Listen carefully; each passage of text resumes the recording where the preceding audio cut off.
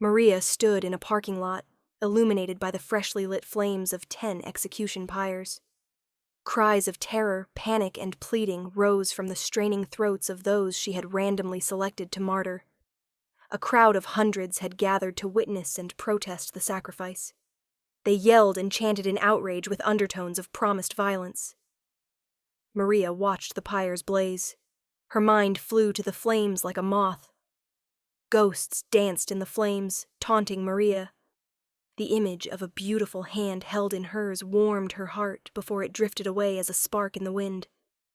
A small face, filled with wonder and hope, stared at her through a window of hot coals. There, and gone, the images would flit, flame and fizzle, stirring a cauldron of love, heartache, and deep loss. Maria couldn't explain the phantom images and emotions the flames resurrected. They held a texture of familiarity, as if there were a place in her heart they would fit perfectly if only she could find it. She often wondered if they were memories of a time before the core, a time lost to her. The executions never lasted long enough for her to find her answers, if there were any to be found. Once the flames silenced the martyrs' cries, Maria's mind returned to her work. She walked toward the barely contained crowd. Everyone knew exactly who she was. She held the crowd's full attention as she stood against the backdrop of their friends and family members' burning corpses. Hundreds of eyes filled with a mix of fear and hatred focused on her. Colonel Maria del Fuego addressed the crowd unflinchingly. "Citizens of New Hartford, you have 24 hours to turn over the dissidents responsible for the bombing of the New Republic's judicial building. Tonight, your inaction led to the sacrifice of 10 innocent souls, 10 lives martyred for the sins of the few you protect and harbor. Tomorrow, the price of failure will be tenfold what you paid tonight." As a colonel in the investigative branch of the New Republic's police corps, Maria had investigated dozens of incidents of insurgency. She had a perfect record. She always rooted out the dissidents, and none of her investigations had taken over 4 days. The dreams always came on execution nights, memories of her rebirth and training, bound to a table and held underwater until she drowned. They shocked her back to life, choking and muscles seizing, just to drown her again. Over and over they drowned her, resurrected her, and drowned her again. Always water, water everywhere. She had no memory before her many deaths and resurrections. She had truly been reborn, her mind reset as a blank slate. Scientists and physicians in white coats called her Maria as they taught her to walk and speak and eat again. The rage wasn't something she had to learn. The burning was a part of her. Priests in white robes told her the rage was a gift of God, given to her, and through her, to the New Republic. The priests helped her learn to control it. They taught her to build a door in her soul, to bar and hold back the rage when she didn't want to use it.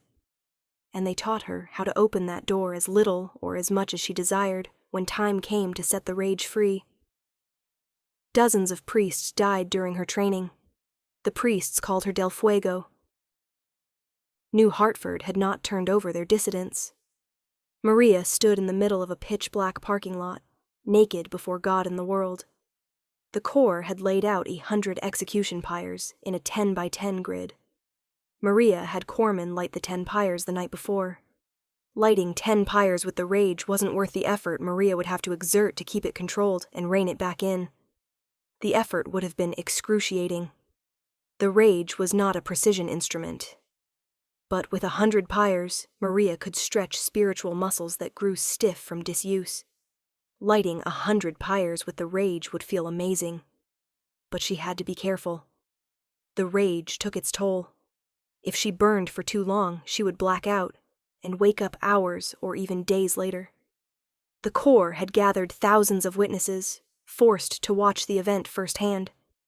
Hundreds of heavily armed corpsmen in full-body riot gear stood between the crowd and Maria.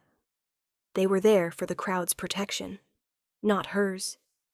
Cameras were everywhere. The core required any scheduled release of the rage to be broadcast so every citizen of the new republic could bear witness to the miracle of divine justice. Somewhere in the night, a corpsman rang a bell. It was time. Maria cracked open the door in her soul that held back the rage. She felt it seeping around the crack in the door. A grainy, liquid energy permeated her soul and perfused every cell in her body. It pressed through her skin, and yellow-orange flames licked across her body, and her hair ignited, dancing like a bonfire in a gale. Screams of terror erupted from the martyrs, and screams of outrage erupted from the crowd. The cacophony diminished in Maria's mind. The divine rapture of the rage reduced everything to white noise, everything but the fire. She opened the door wider, and the heat intensified exponentially, rolling off of her in waves. Asphalt boiled and pyres ignited in an expanding circle of hell. Maria's mind flew away, riding the waves of fire and chasing ghosts on the wind. Maria could see her ghosts in any flame, but they seemed to live in the rage. The wider Maria opened the door in her soul, the more intense the ghosts became, and the more they revealed to her. The burning made everything clearer. A young boy appeared, only 5 or 6 years old. He ran with a golden-haired dog across a grassy yard.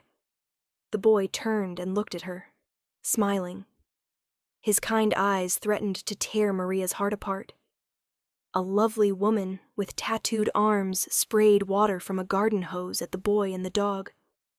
The sound of the woman's and the boy's laughter drove a spike through Maria's chest. The scene changed, and the lovely woman hugged the young boy inside the front door of a house. His face pressed against long dark hair lying over her shoulder. It was morning. The boy carried a backpack. The woman asked Maria to take a picture. Maria's pain burned white-hot, but she ached for the visions more. She opened the door to her soul ever wider, begging the rage to show her more. Flames soared into the sky, and crowd and corpsmen alike fled from the heat. The rage responded to Maria's pleas and opened a new window into her long-forgotten past. She stood on the front porch of a house as tears rolled down her cheeks. The lovely woman put an arm around her, and they both watched the young boy run down the walkway toward a school bus. There was a flash in the distance, over the heart of the city, and everything turned a blinding white. The light faded as quick as it came, and Maria saw the shape of the boy, a frozen statue made of ash. A split second later, a shockwave blew her entire world away, but it didn't take her with it. Why didn't it take her too? In that instant of pure hell on earth, something held her apart from the world, a smoldering presence that had always been there, patiently waiting. It whispered to her soul, rage speaking to rage, "Open the door to me. I can help you. I will make them pay for what they have taken." Maria opened that door, and rage stepped forth for the first time. All control evaporated in the white-hot heat of those lost memories. Maria lost herself in that pain, threw the door wide open, and stepped aside. Rage erupted from her soul, ripped into and took control of every cell in her body. Through Maria, rage walked the world once more. The army of corpsmen, the crowd, and dozens of city blocks went up in an inferno. But Maria was human, and rage eventually exhausted its host. Maria woke, convulsing to the electric current coursing through her body. Thick cables bound her to a steel table at the bottom of a vast pool of swiftly moving water. Her memories restored, Maria's soul screamed at what they had taken from her life and stolen from her mind. Rage whispered to her pain, "Set me free. I will make them pay." Maria screamed back, "No, I will make them pay." Maria destroyed the door in her soul, permanently opening the portal, and merged with rage. She would burn down the whole world for what they had taken. Maria del Fuego roared. A torrent of pure hellfire exploded like a nova from her soul. The cables sagged. The table glowed white-hot. The pool boiled like a giant cauldron. But the cables held, and the pool did not boil away before Maria grew exhausted and drowned, and she drowned over and over again.